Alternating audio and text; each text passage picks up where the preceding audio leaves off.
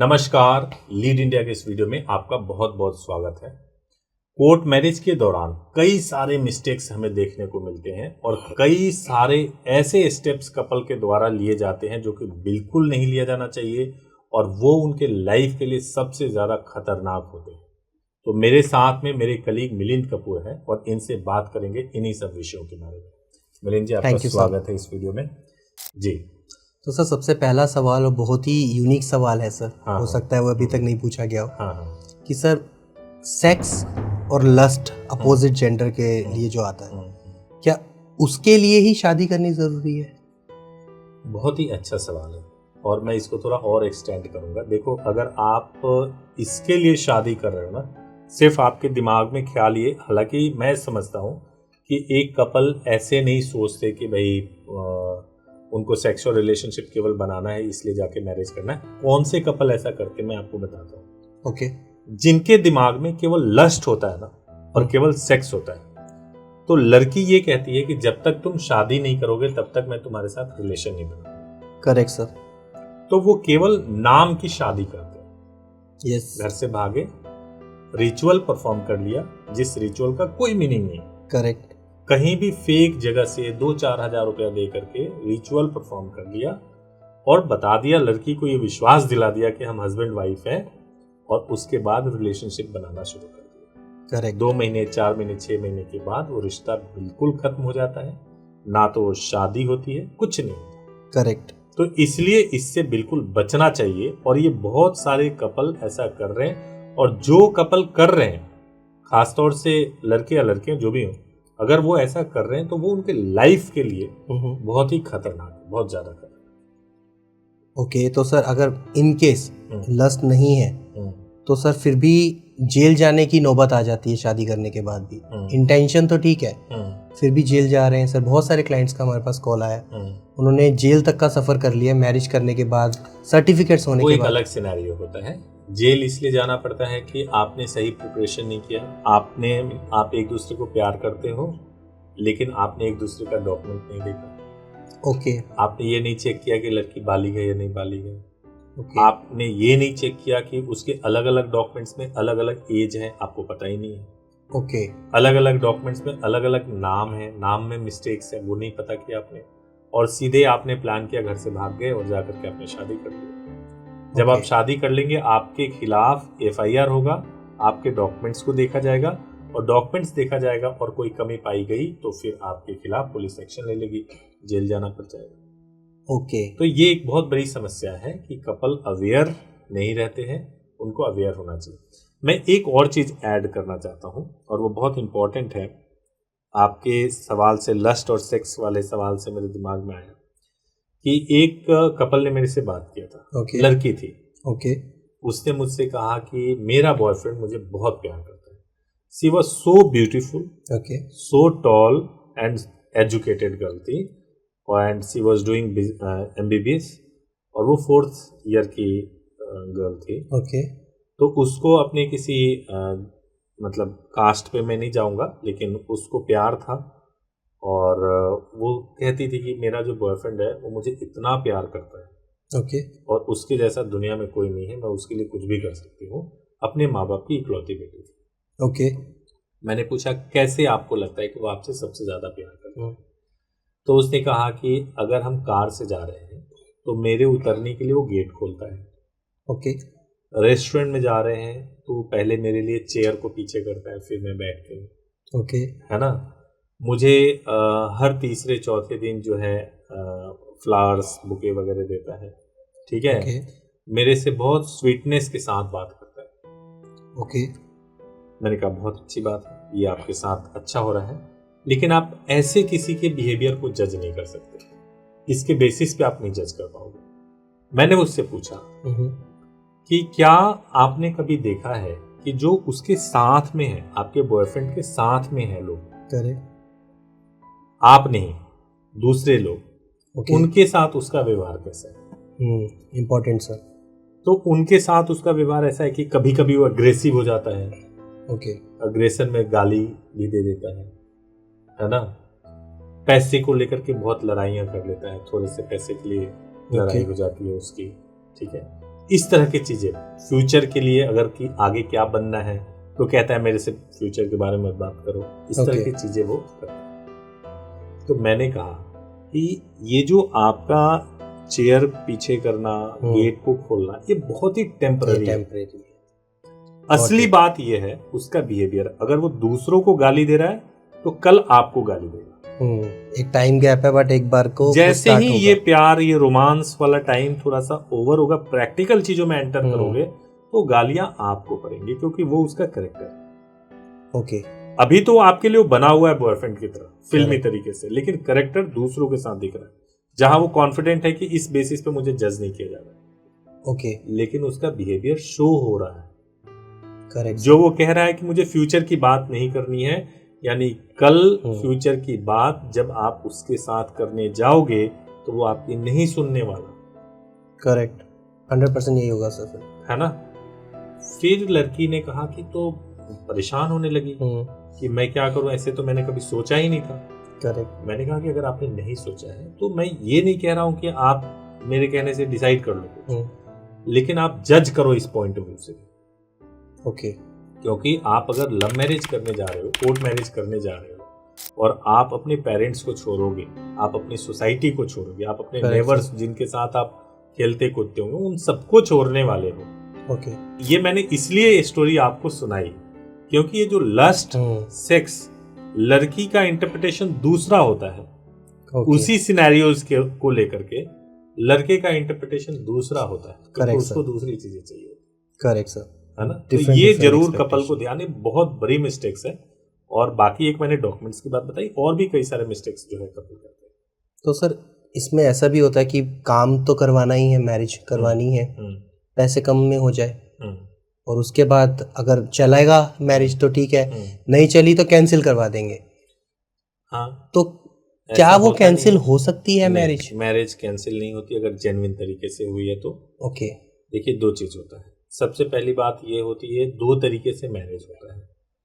सबसे सिंपल, सबसे ज्यादा जो इंडिया में होता है कि आपने मैरिज को परफॉर्म किया और उसके बाद से मैरिज को रजिस्टर्ड करा दिया। ठीक है। जैसे आप जहाँ पे पेरेंट्स एग्री होते हैं, अरेंज मैरिज होता है, उसमें भी मैरिज होती है। करेक्ट। और मैरिज को रजिस्टर्ड करा दिया जाता है। यस। लव मैरिज में भी मैरिज किया, मैरिज रजिस्टर्ड करा दिया। ज्यादातर कपल ऐसा करते हैं कि खाली उन्होंने, या तो उनको जानकारी नहीं होती या किसी ने मिसगाइड कर दिया होता है, वो रिचुअल करने के बाद से मैरिज को रजिस्टर्ड नहीं करा पाते। ओके। ज्यादातर कपल के साथ ऐसा होता है। क्या ये सब पैसे बचाने के लिए भी करते हो? पैसे बचाने की वजह है, एजेंट कंसल्टेंट के चक्कर में फंसने की वजह से होता है। इसलिए भी हो जाता है क्योंकि आप जल्दबाजी में डिसीजन लेते हैं, आप सही से रिसर्च नहीं करते हैं और इसको बहुत ही कैजुअली लेते हैं। मतलब बताओ कि कितनी गलत बात है। मैं तो ये सोचता हूँ, जैसे आप एक डेट पे जा रहे हो, डेट भी बहुत बड़ी बात हो गई। जैसे आप कहीं पे आप घूमने के लिए जा रहे हो एक दिन के लिए, आप उतनी भी प्रिपरेशन आप अपनी शादी के लिए नहीं करते हो। करेक्ट। और सीधे घर से निकल गए और ये सोच के निकल गए कि देखेंगे, मैं तुम्हारे लिए कुछ भी करूंगा, और वो देखा नहीं जाता बाद में। Correct sir. तो ये जो कमी है ना, ये बहुत ही गलत है। मतलब इसकी वजह से कपल को बहुत ही मुसीबतों का सामना करना। अगर मैं एग्जाम्पल देना शुरू करूं और कहानियां बताना शुरू करूं तो इतनी कहानियां बता सकता हूं जो कपल की आंखें खुल सकती हैं। तो इसलिए मिस्टेक्स नहीं करना चाहिए। एक और चीज मैं बताता हूं कपल के मिस्टेक्स के बारे में। आप कहीं पर भी मैरिज करने जाते हैं, एक बहुत आसान तरीका है फेक सर्टिफिकेट को पहचानने का। ओके। आपने मैरिज किया, रिचुअल परफॉर्म किया। रिचुअल परफॉर्म करने के दौरान आपको हो सकता है कि आर्य समाज से या टेम्पल से आपको कोई सर्टिफिकेट मिल जाए, उस पर कोई एड्रेस ही नहीं लिखा हुआ। ये रजिस्टर्ड एड्रेस क्या है? मतलब जुडिशियन वहाँ का सर एड्रेस, सर्टिफिकेट पे कोई एड्रेस ही नहीं है। अगर मान लीजिए आप जिस घर में रहते हैं उसका एड्रेस होता है। Correct sir. आर्य समाज जहाँ का होगा वहाँ का एड्रेस होगा। ओके। अगर उस पे एड्रेस नहीं लिखा हुआ है, इट मीन्स वो संस्था ये चाहती है कि ये सर्टिफिकेट जिसको भी दिखाया जाए, करेक्ट, कोई पुलिस अथॉरिटी मेरे तक पहुंच ना पाए। Correct sir. है ना। वो डिनाई कर सके। वो फेक होते हैं, फर्जी होते हैं, उसका कोई वैल्यू नहीं है। ओके। एक दूसरा सिनेरियो होता है कि आप आओ, मैरिज कर लो, मैरिज करने के बाद से आप रजिस्ट्रेशन करवा लेना, बहुत नॉर्मल होता है, रजिस्ट्रेशन हो जाएगा। Correct sir. कई लोग तो आर्य समाज मैरिज को ही कहने लगते हैं कि ये रजिस्टर्ड मैरिज है और इसमें कोई दिक्कत नहीं। तो ऐसे काफी मिस्टेक्स होते हैं, काफी मिस्टेक्स। तो सर एक बार अगर टेम्पल मैरिज हमने कर ली, आर्य समाज मैरिज कर ली, तो काफी कपल्स होते हैं कि एक एक दो दो या तीन तीन साल तक रजिस्टर्ड ही नहीं करवाते मैरिज। तो करेक्ट सर, तो क्या ये वो मिस्टेक में काउंट होती है या जरूरी नहीं है करवाना रजिस्टर? मैं आपको बताता हूँ। मान लीजिए कि एक कपल ने शादी कर लिया। Correct sir. और शादी कर लिया, उन्होंने रिचुअल परफॉर्म किया और शादी करके साथ में रहने लगे। Correct sir. ठीक है, साथ में रहने लगे और उसके बाद से जो है 1 साल, 1.5 साल, 2 साल के बाद उनके बीच में डिस्प्यूट हो गया। ओके। शादी किया उन्होंने किसी आर्य समाज से या टेम्पल से, जहां से उनको केवल शादी के कुछ फोटोग्राफ्स वगैरह हैं और एक सर्टिफिकेट है जो गवर्नमेंट से भी रजिस्टर्ड नहीं हुई आपकी मैरिज। ओके। अब आपने क्या किया कि उस शादी के सर्टिफिकेट को किसी दिन उन दोनों में नाराजगी हुई और उन्होंने शादी के सर्टिफिकेट को फाड़ के फेंक दिया। एक ने फाड़ के फेंक दिया, ठीक है, मान लीजिए लड़के ने फाड़ के फेंक दिया, सर्टिफिकेट को भी फाड़ के फेंक दिया। अब आपको ये प्रूव करना कि ये मैरिज हुई थी, कैसे प्रूव करोगे? आप जाओगे उस आर्य समाज में। करेक्ट। आर्य समाज कहेगी कि भैया आप 4 गुना ज्यादा पैसे दो तो हम आपके लिए खड़े होंगे। करेक्ट। नंबर 1। आप सोचोगे कि मेरी तो शादी हुई थी या मैं पड़ोस में रहती थी, तो लोग कहेंगे लिव इन रिलेशनशिप था, ये तो शादी थी नहीं। करेक्ट, है ना? तो आप मैरिड होकर के भी धक्के मार करके निकाले जा सकते हो अगर डिस्प्यूट हो जाए। ओके, है ना? तो क्या हमें सर बीच का जो गैप है वो कम रखना चाहिए हमेशा रजिस्ट्रेशन? मैरिज करने के बाद से तुरंत मैरिज का रजिस्ट्रेशन करवाना चाहिए। ओके। मैरिज करने के बाद से जितना जल्दी रजिस्ट्रेशन करवा देंगे बेटर होगा। देखिए, आपने एक डिसीजन लिया कि आपको अपनी मर्जी से शादी करनी है। करेक्ट। पेरेंट्स का कंसेंट नहीं है तो भी शादी करनी। करेक्ट। इस डिसीजन को सैल्यूट है, लेकिन उस डिसीजन के बाद आपने किया क्या? उस डिसीजन को निभाया कैसे आपने? ना तो आपने पैसे की कोई तैयारी करी है, ना आपने अपनी पत्नी को कहीं साथ में रखने की कोई तैयारी करी है, ना फाइनेंशियली स्टेबल है। आप पूरी तरीके से जो है आपका प्रिपरेशन जो है कुछ भी नहीं है और आप सोच रहे हो कि समाज से, परिवार से, सबसे लड़के मेरे को शादी करनी है। क्या वो शादी चलेगी? नहीं सर, टेम्परेरी भी नहीं चल पाएगी, है ना? तो ये सारी गलतियां, और कई गलतियां ऐसी होती है जब जो मैरिज करने जाते हैं तो संस्थाओं के माध्यम से भी गलती होती है। ओके। तो वो भी बहुत बड़ी चीज है सर। कभी कभी क्लाइंट्स हमारे पास आते हैं, बोलते हैं कि हम अपने होम टाउन से टेम्पल मैरिज करके आ रहे हैं, हमारा रजिस्ट्रेशन करवा दो, और वो समझते भी नहीं है सर। उन्हें एक प्रॉपर एग्जांपल्स दे के समझाया जाता है और वो नहीं समझते हैं। उनका मोटो होता है कि एक दिन में प्रोसेस करवाइए और रजिस्ट्रेशन करवा दीजिए।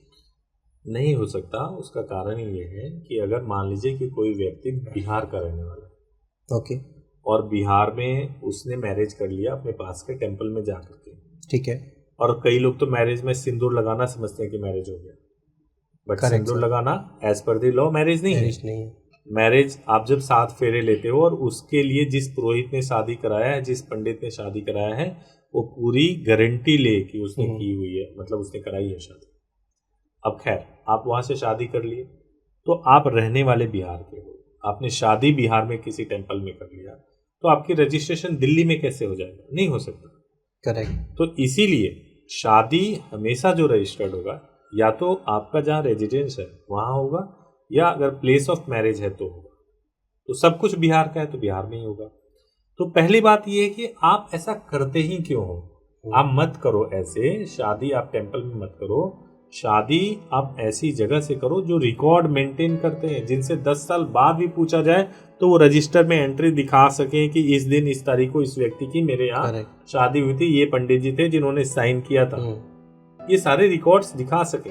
आप किसी मंदिर में शिव जी के सामने आप अगर शादी कर लेते हो तो रिकॉर्ड कहाँ है उसका? Correct sir. कौन मेंटेन कर रहा है रिकॉर्ड आपके मैरिज का? आपने किया, एक खत्म हो गया उसका, तो कोई वैल्यू नहीं है।